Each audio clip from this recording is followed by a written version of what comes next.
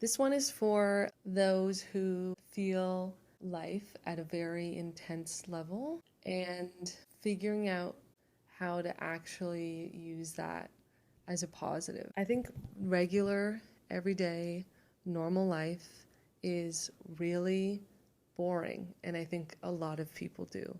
And we're all sucked into our phones and we're numbing ourselves out and we're not engaging with the world the way that we used to. And I'm a I'm a very big humanist advocate for art for the sake of art and expression for the sake of expression, and rewiring and shifting ourselves into maybe thinking about human life a little bit differently. Because when we do that, we make the world a better place, to be quite honest. Our everyday lives are so boring because we are engaging with life on the same level all of the time. And usually the only time we alter our consciousness is drinking alcohol and like partying and doing things to sort of numb ourselves out. And how often are we shifting consciousness to grow our awareness and our perception? And how much of us take time out of our lives to actually engage in activities that promote this and allow us to see everything differently? A few years ago, I took an anthropology class and it was called Magic and Science, and it was all about like breaking down the different ways of human knowing. There is no right or wrong in anthropology when you're studying, so science isn't the only way of knowing and isn't the most correct way of knowing. And I think we in the Western culture have sort of been not I don't want to discredit science. I think science is extremely important to human existence, and it's such a beautiful aspect of humanity. You know, we're medical science, there's so much progress in the medical science world and through experimentation and rational thought, and rational thought is extremely important for things like making laws and rules and keeping people safe, and I think that's extremely important. But another thing I want to talk about is maybe the part of humanity that doesn't engage with science and doesn't engage with rational thought and doesn't engage with things that are logical and, physical. I think we often forget that we are capable of such deep aspects of consciousness, and we are capable of experiencing life really deeply and meaningfully, and it's not something that is unattainable. I think we often look at other cultures, other groups of people that engage in like mystical practices and go, oh, I wish I could think that like that. I wish I could be like that, as if they are somehow different than us. No, we all have the same the same basic wiring. We are capable of mystical experiences. I really want to bring up an article I read in researching for this video by Susan Greenwood. She was someone that we talked about in my magic and science class. Where logic creates boundaries, Susan Greenwood says that magic is boundaryless. It sort of defies gravity. So Susan Greenwood is an anthropologist. She studied paganism and witchcraft in England, just sort of studied what it means to engage in rituals and what it means to engage in magical consciousness, because we have logical consciousness, which is what gets us through our everyday life. It's important, it's pivotal, and then we have magical consciousness that we in the Western world have kind of tucked away neatly in a little box and shoved high in the closet and been like, we don't need that. It's okay. Because when we aren't engaging in magical ways of knowing and thinking, and only in this rational, logical slog of like, I have to do this, and then I have to do this, and then, oh, I should get that done, we become consumers, and we become people that sort of don't know how to take a step back. And we'll come back later, this idea of stepping back. The main tenet of her study and her anthropological perspective is participatory consciousness. And the idea that as an anthropologist, you need to not only observe and participate, but also participate with your consciousness. So not just participate with your body, but participate with your mind. So if you are studying a group of witches engaging in a ritual, you too should be engaging in the ritual and attempting to transcend. And then through sort of all her research and all her transcendent experiences, she's written a lot about what it means to engage.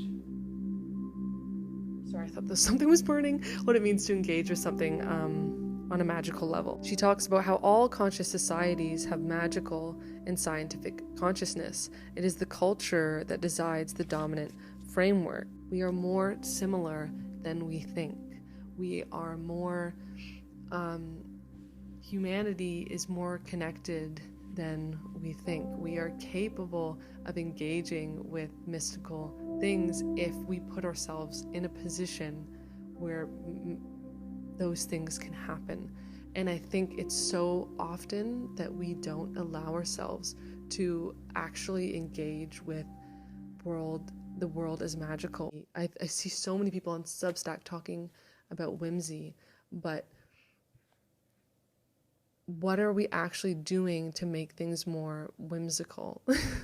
Like, we're engaging with whimsy on such a boring level. It goes so much deeper than like, oh, silly doodle. I'm sorry, I'm being so fucking mean. And Susan Greenwood also talks about how the process of magic is a way of opening up to different knowledge and exploration. So like, what does that mean? I want to talk about a personal experience of mine. And I have a short story written about this, and I eventually want to post it one day. But a few years ago, I was in a pretty dark place. Something was going on with my family, and it like shook the foundation of my life. I just felt very heavy, and I went over to a friend's house, and she had a pottery wheel in her basement. She was going to show me how to do pottery. We spent the evening like making things, and I spent the evening watching the wheel spin.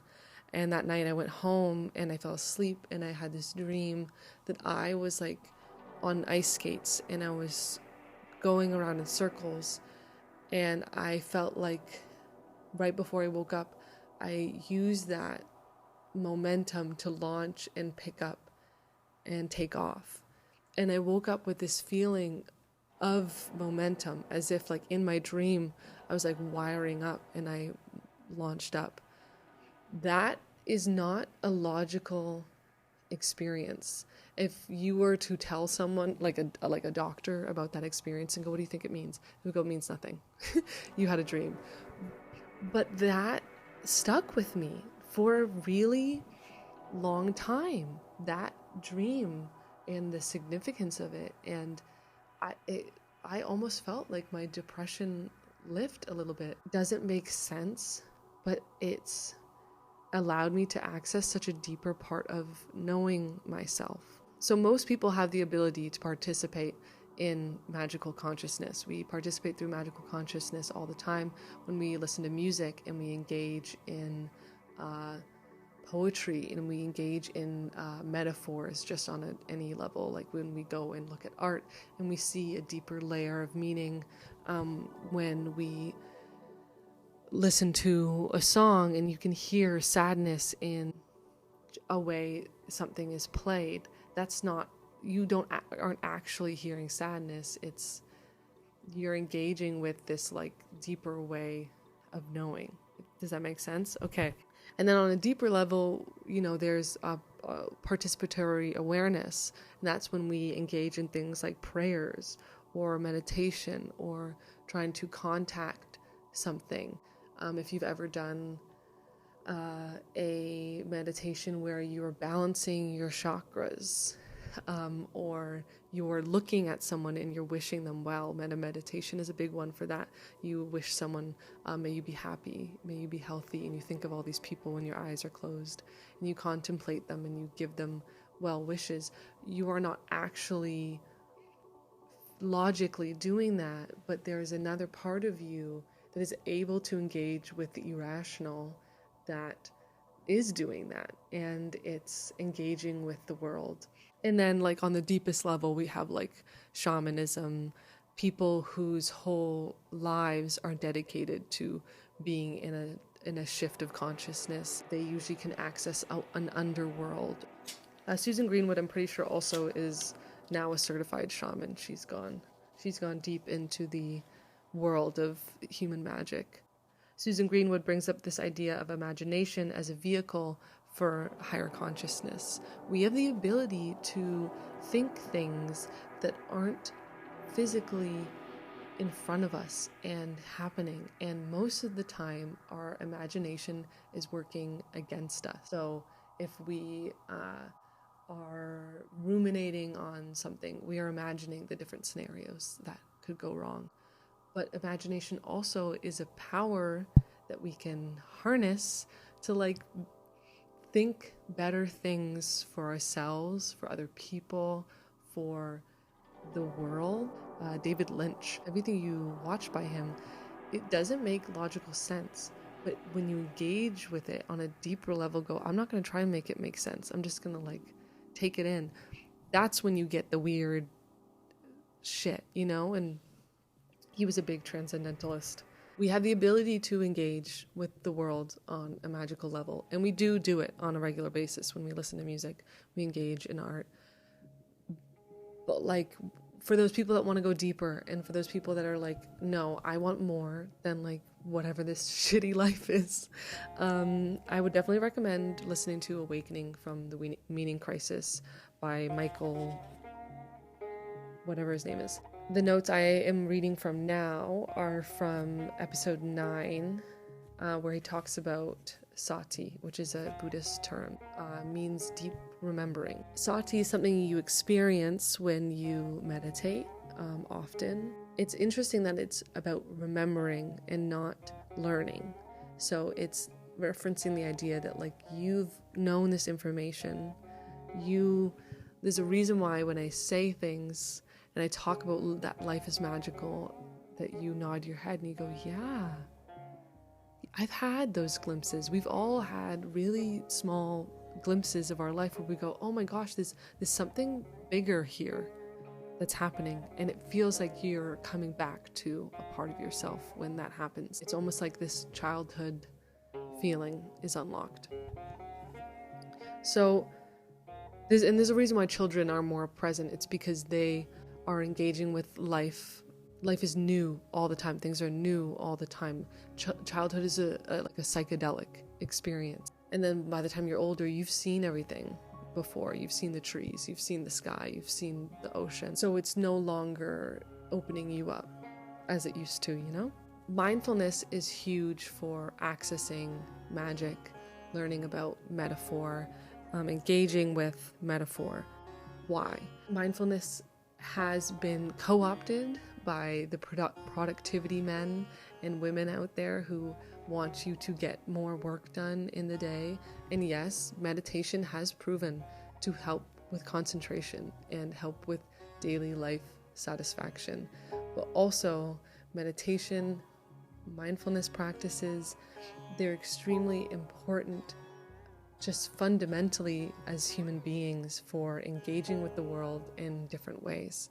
In this podcast, he sort of speaks about this idea of that insight and seeing life on a different perceptual level comes from shifting in and out and tuning the consciousness. And you think about tuning, what do? You turn something up, you turn something down, you turn something up, you're moving something around. So the most fundamental idea of this is that there's an in and there's an out, and there's an in and there's an out. How do we tune our consciousness? How do we make magic? So there's two things. There's contemplation meditation and there is vipassana meditation. One is in, one is out.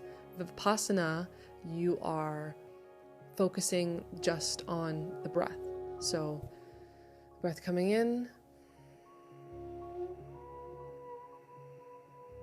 breath coming out.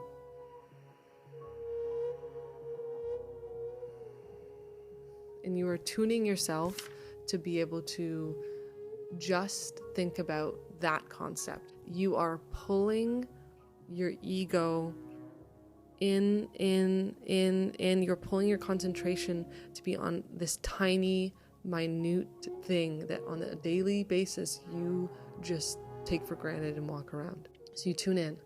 With contemplation meditation, you tune out. You think, you imagine. Some contemplation meditations, you imagine yourself slowly growing and growing and growing and growing. And you see the cars passing by and you imagine all your neighbors below you, and then you grow a little bit bigger and you see your whole city, and then you grow a bit bigger and you are sitting above your whole country, and you are trying to concentrate your imagination on this contemplation of like, I am bigger, I'm all of this, I am none of it, I am just breath, and then you go into the contemplation meditation. I'm everything, I'm everyone. So you tune in and you tune out. And where does the insight happen? The insight happens in between those tunings. I drew this when I was writing my notes for this. It's sort of like this donut shape. So the outer ring of the donut is our contemplation when we are expanded out. And then the inside of the donut is when we are inwards in Vipassana. And the insight happens between those shifts through the tuning of those things and learning how to get stronger at contemplating and at Vipassana, at pulling in. You are tuning your perception to be able to move in and out. And like, when is this actually applicable in our life? When you're in a fight with someone and you're really, really angry, you are so tuned, you are in that moment. And usually when you're angry with someone, you're not able to think about anything else but the anger. But you've been practicing shifting in and out and in and out of things. So you're better able to do that on a regular basis and go, oh, I'm like really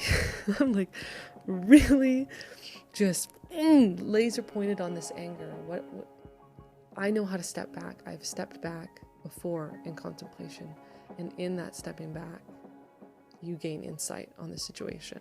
In that movement from the center to the outside, that's when you gain the insight. You go, oh, like if I'm angry with my partner and I'm with them all the time and I'm just deep and I'm trudging in the anger and I'm just sitting in it, and then I go hang out with a friend and they get me out of my mood, they do something to shift me, I suddenly have better insight on what's happening with him and I can see it better.